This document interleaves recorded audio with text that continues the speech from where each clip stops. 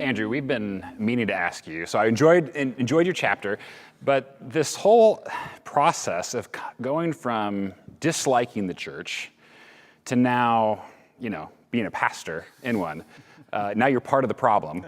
So how did that happen? Yeah, you guys know a little bit of my story. So I came to faith later in life, and that was hard enough. And I remember then people were trying to help me grow, and they said, "Well, now you go to church." And I distinctly remember this conversation with Jesus. I said something like, "Jesus, I love you. Mm-hmm. Do I have to be with all these people?" And there was a process there for me to learn to love the church, mm-hmm. In all her messiness and all her beauty. And obviously, God pulled me along a lot in that process to the point where I felt called into ministry. But frankly, we all still struggle with, is the church all it should be? And I know our people do. But as I reflect back on that period in my life, I've begun to see that part of, maybe even most of my problem wasn't the church, it was what I thought the church was supposed to be. It was my expectations for what the church was.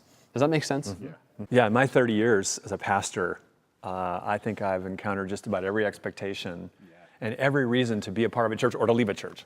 Yeah, well, it is. It's funny, and there are good reasons, obviously, but there are also just these strange, we're consumers. I mean, it's part of who we are. We're looking for certain things. People who will say, "Well, you use too many video clips in your sermons." People will say, "Well, your sermons are just so boring." It's like both sides. You just can't hardly please anybody. Sometimes it seems like, and yet, of course, there are good ways of looking for a church, and Ephesians tells us some of these things that are absolutely indispensable.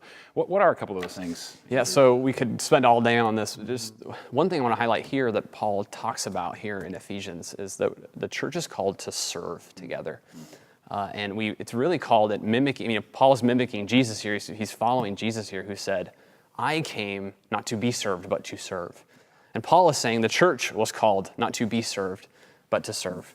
And specifically in how Jesus gives gifts in his church. He gifts the church for the purpose of us building one another up. It's for service together. And I think that's hard for us. Nathan, you said it. Our culture is a consumer culture. And I'm not here to bash on that. But you think about it, when you walk into most buildings in your life, you are there to be served.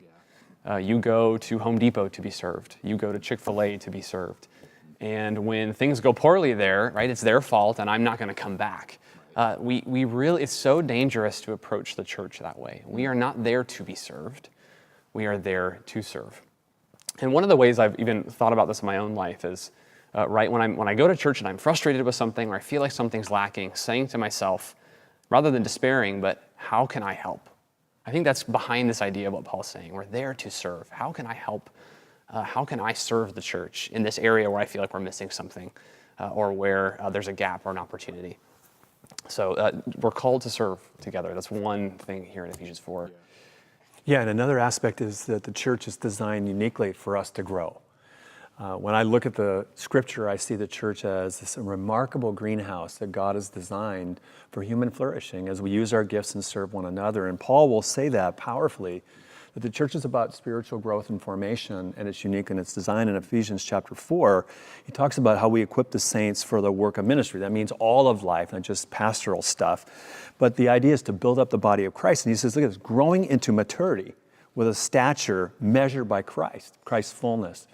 So one of the things I think we need to really grasp is that as we are involved in a local church, it is God's primary means for us to grow in spiritual formation, a formation that carries through all aspects of life. So it's this remarkable place of spiritual growth if the church is being what God's called it to be. Yeah. So called to serve, called to grow. And often those are intertwined, right? We grow as we serve, and as we grow, we find places to serve, certainly. But there are a lot of challenges to this. I mean, we love our preferences, and so oftentimes I know for me, it's I want what I want, and I like getting that. For others, it's comfort, right? It's just easier to not grow. It's easier to not find places of serve. But I think the biggest challenge for me, and probably for many of us, is we're just so busy. Like, we don't have time to do these things. They're really hard. And so how do we begin to overcome some of that? Yeah, let's get practical. So I think a really practical step out of this text is to start exploring your spiritual gifts. He has given us gifts to serve his church. And that's a lot of what Ephesians 4 is about. And I want to spend a little bit of time there. That statement's really broad. Sometimes it's hard. So where do I begin actually doing that? And we've kind of adapted some language from Tim Keller that I've found to be helpful. And so it's kind of step one in how we do that, is we look out.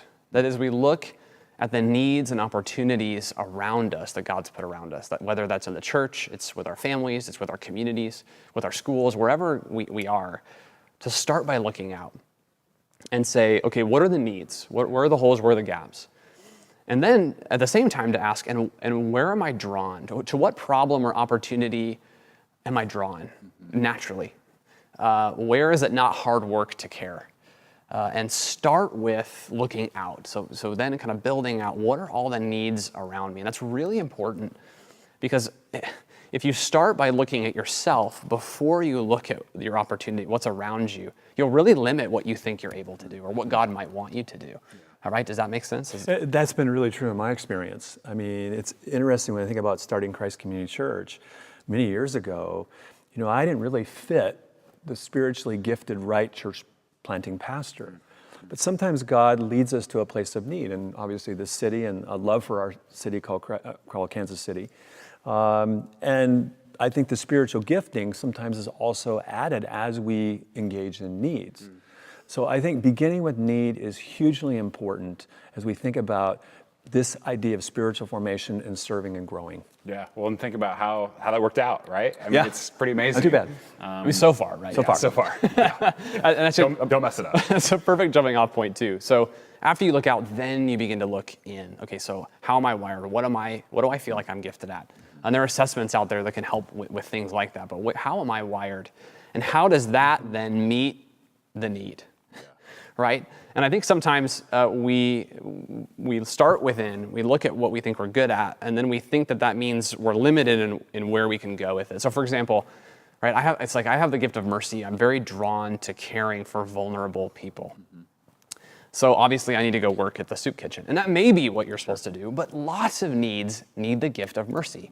For our church, if we only had the gift of teaching on staff, we would be a terrible church. We need every area of need needs all the gifts. That's part of the wisdom and beauty of how God has designed his church to pull us together. The last step is to look around. And that's where, you've looked at need, you have a sense of yourself, now to ask your community to speak into that. Your community group, your friends, your family. Your leaders, your pastor, your volunteer leader, to say, here's where I think I'm at with this. What do you think? And allow the community to speak into where you go next. That's how the church is designed, is to speak into one another's lives. And this isn't just, by the way, just for within the church. Sure. This applies to lots of areas of life. Yeah, I think that's really important. We think about the spirit-filled life and the spiritual gifts and service. Sometimes we have a very shrunken idea that that's just primarily for within the walls of the church. And that has its important place. But really the church is a gift to the world. And we use our spiritual gifts and service to the broader world. So we need to think about spiritual formation and spiritual gifting, not only in terms of how it finds its meaning in the local church, but how we utilize it in our workplaces and school and all the places we are on Monday. Yeah. So Andrew, you went from disliking the church to being a pastor and helping others use their gifts and find ways to serve, and you serve as well. And so what is just a next step, one thing for us to take with us? I've been thinking about that, and I really think a step we can take this week that's not too big, but I think is really powerful, is reread Ephesians 4. Reread this text as if Paul is speaking personally to us, directly to us. It's easy to read this and it's abstract, but as if Paul was speaking directly to you, even to the point of saying, okay, if Paul were to follow you for a year in how you interact with your church community, as you read this, what would he say specifically to you? Where would he pat you on the back? Where would he challenge you to grow? Where would he point you to serve and just to try serving? What would he say to you? And as we grow in that, as we begin to listen to him and his wisdom here and what God's speaking through him to us, I think we can begin to live into how Paul frames this entire chapter, which is we can become more and more a church that is walking worthy of the call to be the bride of Christ.